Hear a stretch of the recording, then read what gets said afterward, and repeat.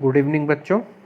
जैसा कि आप लोगों को मालूम है कि आजकल हम लोग क्लास 10th की ज्योग्राफी को फॉलो कर रहे हैं और जो हमारा चैप्टर 4 है एग्रीकल्चर, उसके डिफरेंट टॉपिक्स को हम लोग डील कर रहे हैं। बच्चों अभी तक 7 पार्ट्स में मैंने वीडियो अपलोड किए हैं और डिफरेंट टॉपिक्स को डिस्कस किया है। आज जो हमारा टॉपिक है वो हम लोग अभी कंप्लीट नहीं कर पाए थे अपनी हेडिंग को। ये जो आपकी स्क्रीन पे दिखाई दे रहा है, टेक्नोलॉजिकल एंड इंस्टीट्यूशनल रिफॉर्म्स, इसी हेडिंग को हम लोग फॉलो कर रहे हैं, इसी टॉपिक को। तो उसमें हम लोगों ने काफ़ी कुछ डिस्कस कर लिया। ये जो इस पैराग्राफ में जो लास्ट लाइंस हैं, ग्रीन रिवॉल्यूशन को लेकर मैंने तुम लोगों को बताया था पिछले वीडियो में, वीडियो नंबर 7 में। ग्रीन रिवॉल्यूशन की शुरुआत कैसे हुई, क्या क्या गवर्नमेंट ने किया, ठीक है, उसको काफ़ी हद तक हम लोगों ने डिस्कस कर लिया था प्रीवियस वीडियो में बच्चों, वीडियो नंबर 7 में। अब आगे बढ़ते हैं लाइन बाय लाइन।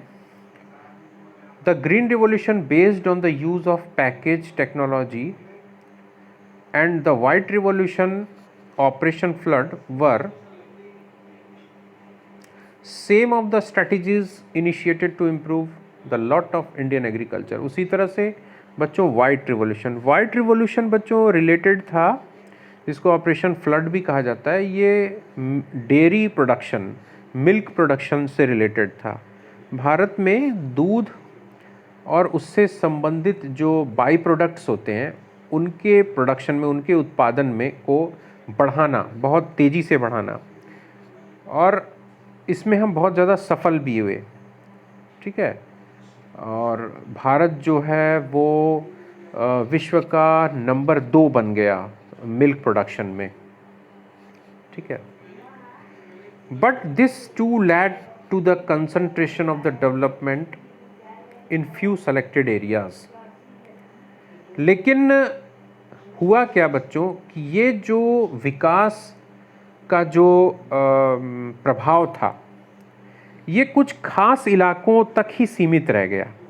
विकास तो हुआ इन एग्रीकल्चर के में, है ना, कृषि में बहुत अच्छा विकास हुआ, लेकिन कुछ खास जो क्षेत्र हैं, कुछ खास जो एरिया हैं, उनको इस विकास का ज़्यादा फ़ायदा मिला। मतलब ये जो डेवलपमेंट था वो इवनली डिस्ट्रीब्यूटेड नहीं था। Therefore in 1980s and 1990s a comprehensive land development program was initiated which included both institutional and technical reforms. इसलिए 1980 और 1990 के दशक में एक विस्तृत प्रोग्राम बनाया गया, एक कार्यक्रम बनाया भूमि विकास का। उसकी शुरुआत की सरकार ने, जिसमें दोनों तरह के सुधार, चाहे वो संस्थागत सुधार हो, चाहे वो तकनीकी सुधार हो, उन सबको शामिल किया गया कृषि क्षेत्र में। अब क्या था? Provision for crop insurance against drought, मतलब drought, flood, cyclone, fire, disease, ठीक है। अगर सूखा पड़ गया, बाढ़ आ गई, कोई साइक्लोन, कोई तूफान आ गया, फसल लगी हुई है, फसल पक गई है, उसमें आग लग गई, फसल में कोई बीमारी, पौधों में कोई बीमारी लग गई और पूरी की पूरी फसल बर्बाद हो गई, तो इंश्योरेंस का प्रोविज़न होना चाहिए, है ना, बीमा होना चाहिए, इंश्योर्ड होना चाहिए। जो फसल है वो किसान की इंश्योर्ड, यानी उसको अगर फसल बर्बाद हो गई तो ये नहीं कि किसान भी बर्बाद हो गया, नहीं, किसान को उसका मुआवजा, जो उसका कंपनसेशन अमाउंट है, वो मिले। इस तरह का प्रावधान बनाया गया। एस्टेब्लिशमेंट ऑफ ग्रामीण banks, cooperative societies and banks for providing loan facilities to the farmers at lower rates of interest were some important step in this direction. सरकार ने फिर क्या किया बच्चों? ग्रामीण बैंकों की स्थापना की गई। जो राष्ट्रीयकृत बैंक थे, बड़े बड़े जो शहरों में जो बैंक हुआ करते थे, state bank of India, bank of Baroda और कौन कौन से बैंक, उनका जो अप्रोच था, उनका जो कार्य क्षेत्र था बच्चों, वो बड़े बड़े शहरों में था। या छोटे शहरों में था, कस्बों में था, लेकिन ग्रामीण इलाकों में बैंक नहीं थे उस समय। बैंक होना एक बहुत बड़ी, अब आप कहेंगे कि बैंक से और एग्रीकल्चर से क्या मतलब कोरिलेशन है? बच्चों बहुत बड़ा रिलेशन है। जब सरकार ने ये स्टडी किया, सरकार ने देखा कि जो किसान है, खेती करते हैं, खेती करने के लिए कुछ इनपुट्स यानी कुछ आपको लागत लगानी पड़ती है, पैसे की बहुत ज़रूरत पड़ती है खेती में। ट्रैक्टर से हल चलाने, तो जो ट्रैक्टर चलाने वाला है, हल चलाने वाला जो है, वो उसको पैसा चाहिए भाई, ठीक है। अच्छी क्वालिटी का बीज खरीदने के लिए पैसा चाहिए, केमिकल फर्टिलाइज़र्स, खाद वगैरह खरीदने के लिए पैसा चाहिए, इंसेक्टिसाइड, पेस्टिसाइड यूज़ करने के लिए पैसा चाहिए, ठीक है।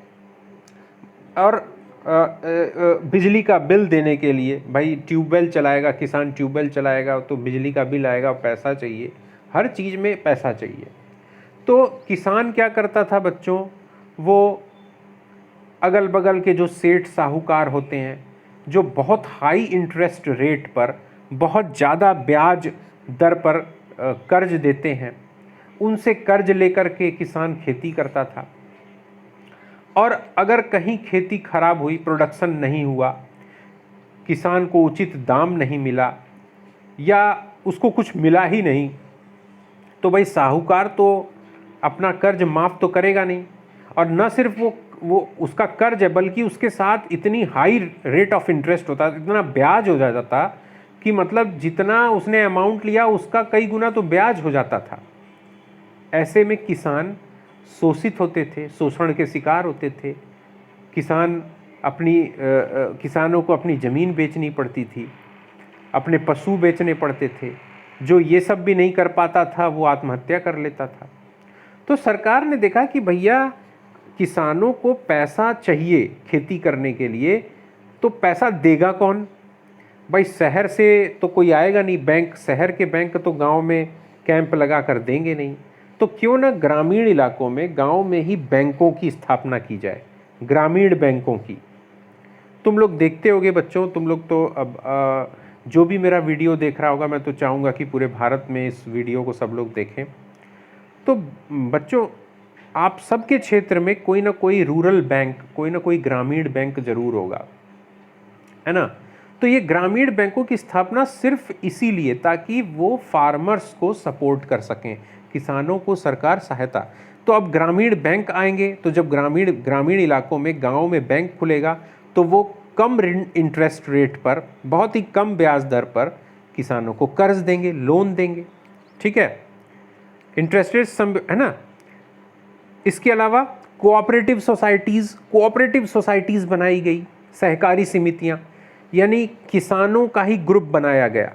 एक ग्राम पंचायत है या कुछ ग्राम पंचायतों को मिलाकर, मतलब कई गांवों को मिलाकर, कई गांवों के किसानों को मेंबर बना के कि भैया आप सब किसान लोग, आप लोग आपस में मेंबर बन जाओ, सदस्य बन जाओ, और कुछ कुछ रुपया आप इकट्ठा, जैसे 100 रुपया मिलाओ, 1,000 रुपया मिलाओ अपनी बचत का, एक जगह इकट्ठा करो, फिर उससे आप खाद खरीद लो, बीज खरीद लो, है ना।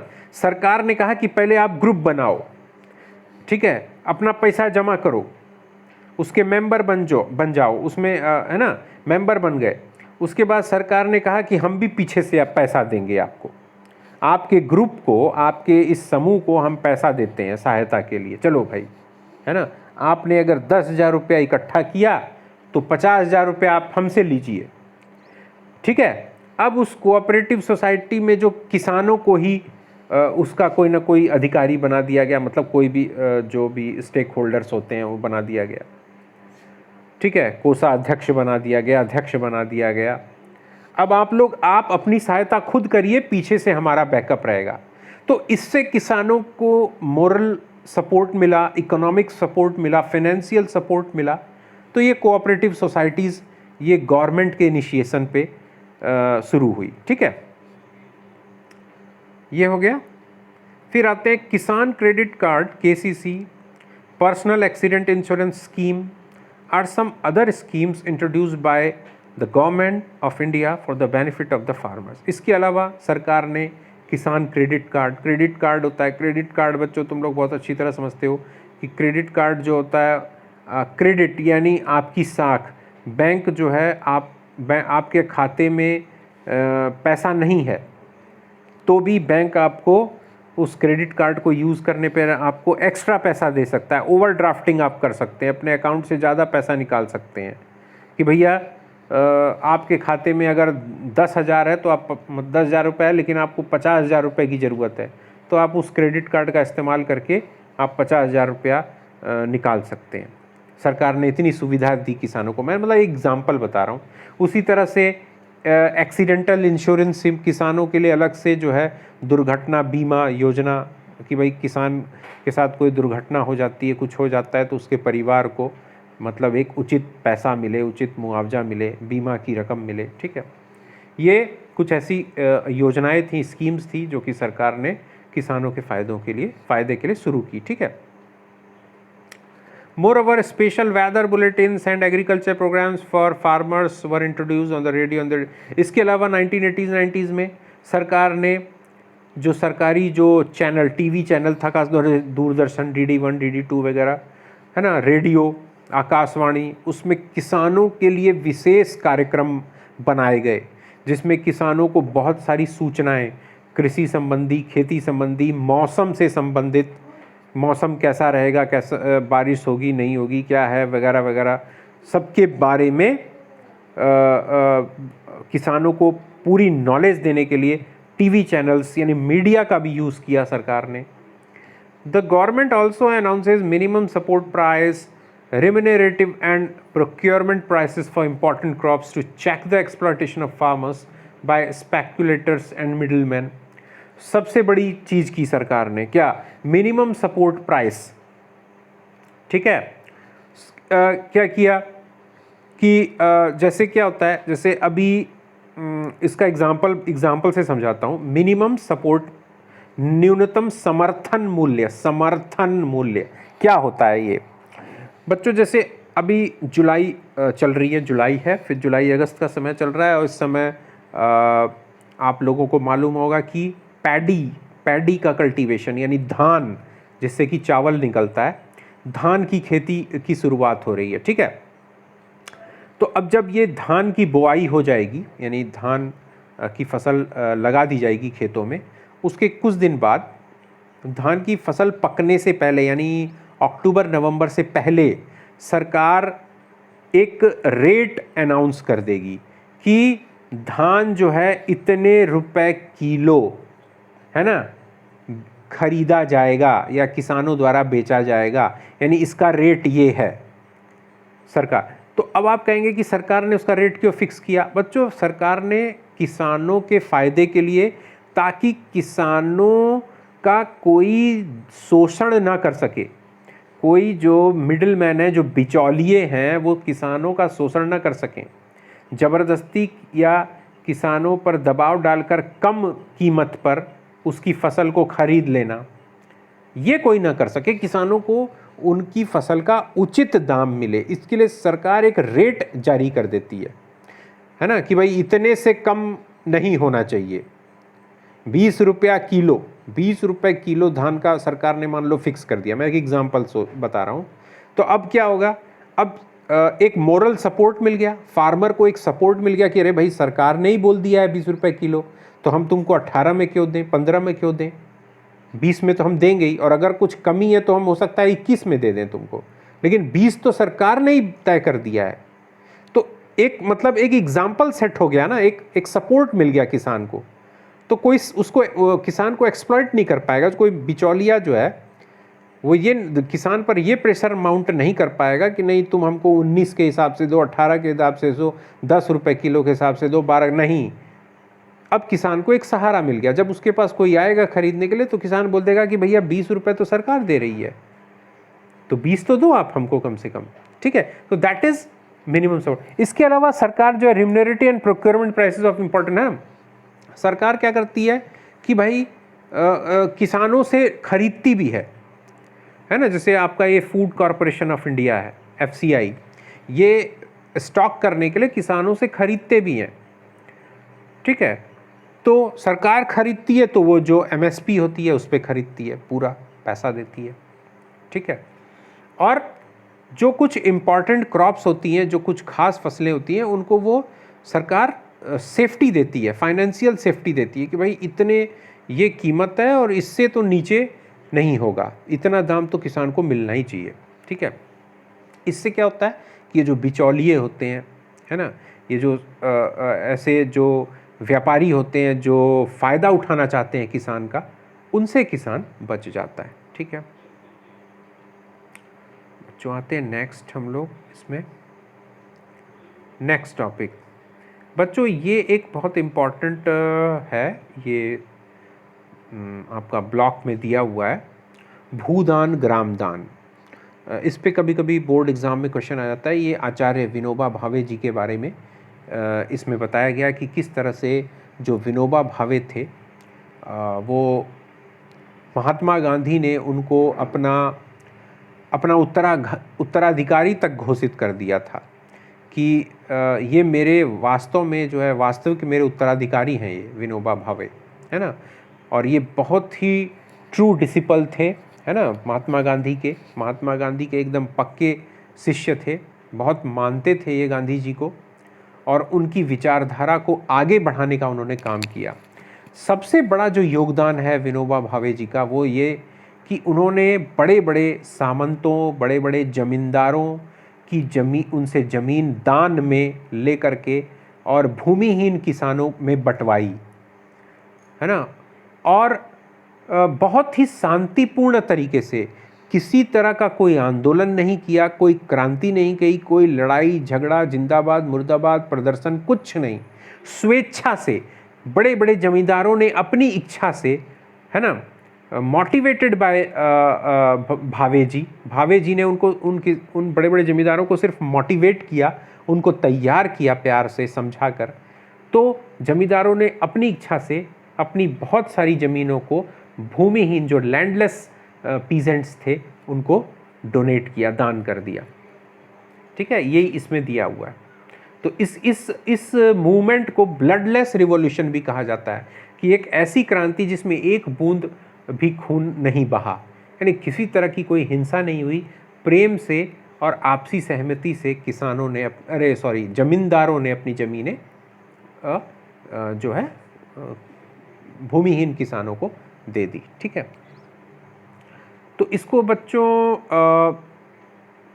इसमें सिर्फ यही है, इसमें बहुत सारा समझाने जैसी कोई चीज़ नहीं है। बस मैंने तुम लोगों को इसको बता दिया कि ये विनोबा भावे जी मेनली उन्होंने क्या किया था, ठीक है। इसी को भूदान ग्रामदान आंदोलन कहा गया। भूदान, भू यानी ज़मीन, दान यानी डोनेशन, यानी ज़मीन को डोनेट किया बड़े बड़े ज़मींदारों ने। और सरकार ने भी कानून बनाया, जब वो तो मैंने आपको पहले ही बता दिया था कि ज़मींदारी रिमूवल कर दिया, जो ज़मींदारी सिस्टम था उसको रिमूव कर दिया सरकार ने, ठीक है। अब आते हैं contribution of agriculture to the national economy, employment and output. राष्ट्र की अर्थव्यवस्था में या राष्ट्र के लोगों को रोजगार देने में कृषि का क्या योगदान होता है या क्या योगदान है। Agriculture has been the backbone. बच्चों इसको वीडियो लंबा ना हो जाए, इसको हम लोग नेक्स्ट वीडियो में, नेक्स्ट पार्ट में इसको पढ़ेंगे, पार्ट 9 में पढ़ेंगे। अभी पार्ट 8 है ये, ठीक है।